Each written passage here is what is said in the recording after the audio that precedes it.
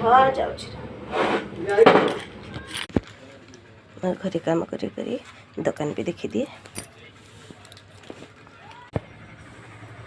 केते काम करने को अच्छी बाकी सब पछुछे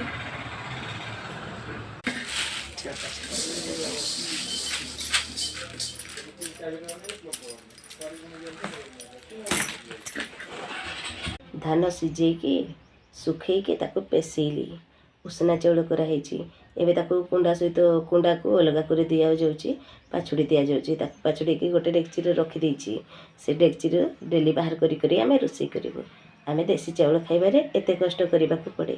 जय जगन्नाथ।